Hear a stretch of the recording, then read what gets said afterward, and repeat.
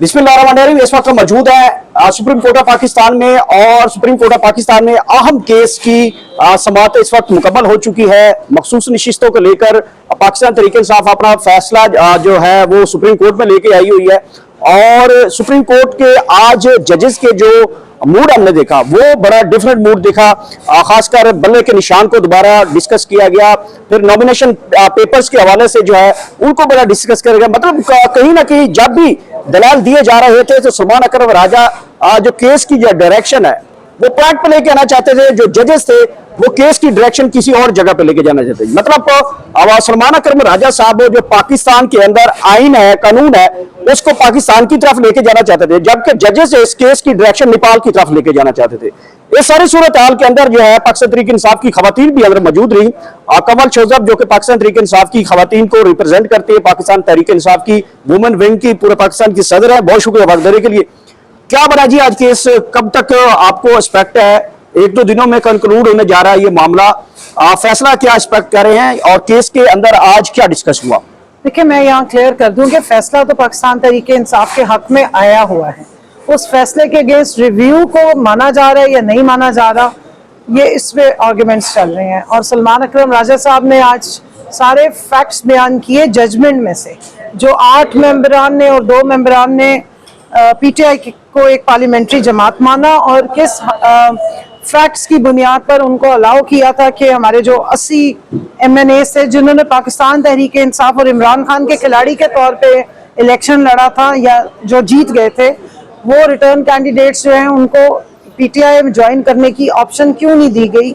और वो सारे मामलात जो गड़बड़ की क्रिएट की गई थी इलेक्शन से पहले और इलेक्शन के बाद, वो माशाल्लाह अल्हम्दुलिल्लाह सारी सेरा उसका जाके सजता है इलेक्शन कमीशन ऑफ पाकिस्तान के सर पे, या फिर काजी फाइज ईसा साहब के वो 13 जनवरी के फैसले की इंटरप्रिटेशन बकौल उनके के इंटरप्रिटेशन गलत हुई उस पे, क्योंकि हमें तो आरओज ने जो हमारे पेपर रिजेक्ट किए उन पे लिखा है स्पेशली कि सुप्रीम कोर्ट का 13 जनवरी का जो फैसला है उसकी रोशनी में हम आपके पेपर रिजेक्ट करें।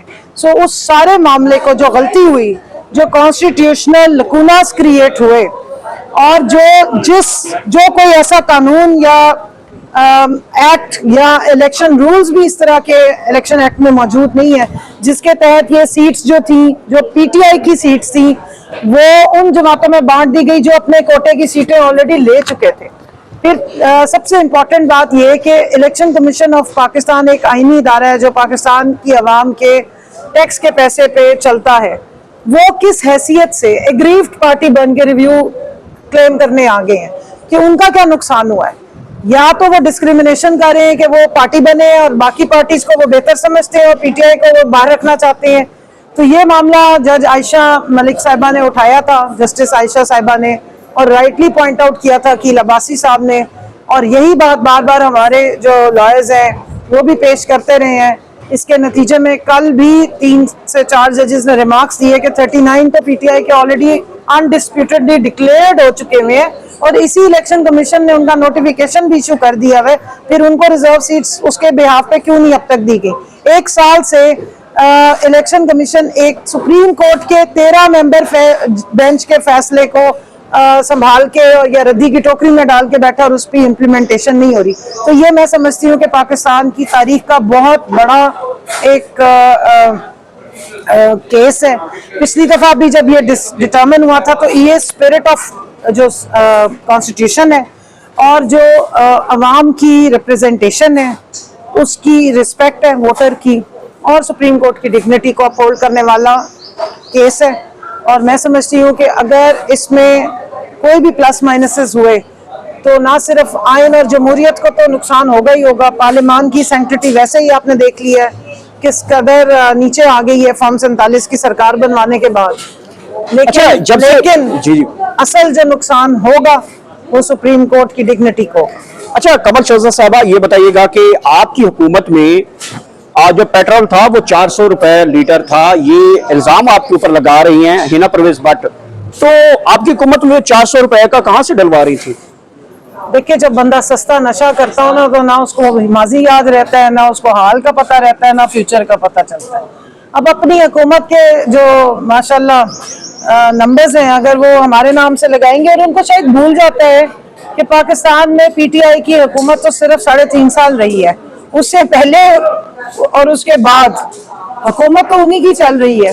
और अगर रेट लिस्ट भी देख लें, IMF के प्रोग्राम्स देख लें, पाकिस्तान का बेड़ा गर्क होना देख लें, मुमकिन है आपकी हुकूमत ने कहीं से 400 रुपए को से डलवाया भी हो, तो ये तो पाकिस्तान की एग्रीकल्चर को देख लें, पाकिस्तान के किसान को देख लें, पाकिस्तान में जो एक आम रेडी बान है उसकी रेडियां टूटने का मंजर देख लें, तो फिर आपको पता चलता है कि मियां मोहम्मद नवाज शरीफ साहब की हुकूमत चल रही है। अच्छा, ये बताइएगा कि मरीम नवाज के हवाले से कल से खबरें गर्दिश कर रही हैं कि उनके कंधों में तकलीफ हुई है और वो फौरी तौर पे जो है किसी और हॉस्पिटल में नहीं गई, प्राइवेट उन्होंने इलाज नहीं करवाना चाहा, न्यू हॉस्पिटल में चली गई हैं।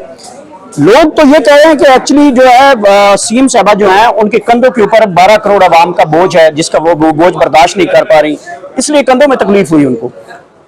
देखिए जी, अगर उनका हेल्थ का इशू है कोई, तो मैं उस पर पर्सनल कमेंट नहीं करूंगी। मैं चाहूंगी कि अल्लाह मियां उनको सेहत दे, क्योंकि जिस फॉर्म 47 पे वो तशरीफ लाई है, उनके कंधों पे जितनी जिम्मेदारी वो उठाने के काबिल नहीं थी, और ना अवाम ने उनको छोटी उम्र में वजन डाल दिया। नहीं, अवाम नहीं समझती थी कि उनके कंधे इतने तवाना है कि वो उनका बोझ उठा सकती है, लेकिन जिन्होंने उनको ये बोझ डाला है, अब मैं समझती हूँ कि इस इलाज के लिए भी वही फैसिलिटेट भी करें उनको, क्योंकि जो कंधे ये बोझ उठाने के काबिल नहीं थे, जिनको अवाम इस काबिल नहीं समझते, उसे उन कंधों पे ये बोझ डाल दिया गया, तो दर्द तो होगी, लेकिन फिर भी मैं उनको विश करती हूँ कि अल्लाह करे उनके कंधों का ये दर्द खत्म हो। बेहतर ये होगा कि जिन कंधों को एक्चुअली में लोगों ने सिलेक्ट किया था इस बोझ को उठाने के लिए, ये बोझ उधर ही वापस दे दिया जाएगा बड़े आसान तरीके से। नवाज शरीफ साहब ने फरमाया है कि हमारा 10 साल का प्लान मुकम्मल है और हम 10 साल जो है कहीं नहीं जा रहे, और अगर 10 साल तक इसी तरह का बजट पास होता रहा तो हम सुपर पावरों को हाथ डालेंगे इंशाल्लाह। नवाज शरीफ साहब को मैं इतना बताना चाहती हूँ कि एक प्लान आप बनाते हैं और एक मेरा रब बनाता है, होता वही है, प्लान तो आखिर में मेरे रब का, मेरे अल्लाह की जात का चलता है। तो सामा 100 बरस का है और पल की खबर नहीं। इस दुनिया को फानी समझें और अपने आप को भी फानी समझें और अल्लाह अल्लाह किया करें, और ये 10-10 साल के प्लान्स हमें ना सुनाए।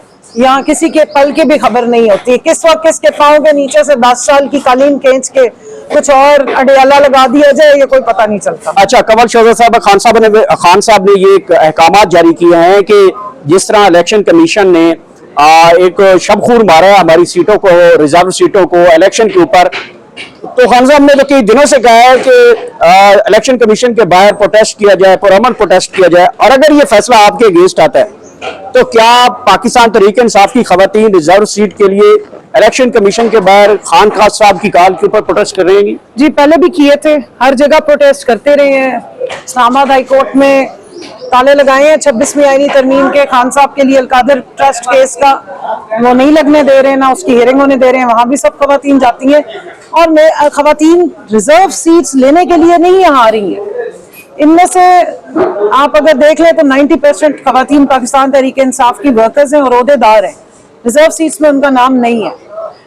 रिजर्व सीट्स में नाम किसके हैं? सनम जावेद का है, तैयबा राजा का है, सिमाबिया ताहिर साहिबा का, आलिया हमजा साहिबा का है, वो खदीजा शाह साहिबा का, माजी में हमने देखा है, वो सारे यहाँ पर आपको नजर नहीं आते। यहाँ पार्टी की खवातीन होती है और खान साहब का ही हुक्म बजा लाती है और पाकिस्तान की अवाम को रिप्रेजेंट करने खड़ी होती है। माजी में हमने देखा है कि पाकिस्तान तहरीक-ए-इंसाफ की खवातीन जो है, जिस तरह ये लोटा क्रेसी हुई और वहां पे जमीर फरोशी का एक बाजार गर्म हुआ, तो पाकिस्तान तहरीक-ए-इंसाफ के कारकुनान को बड़े खदशात हो रहते हैं कि कहीं जिसको रिजर्व सीट के ऊपर MNA बना दिया जाए, कल को कहीं वो जमीर फरोश निकले और धोखा दे जाए।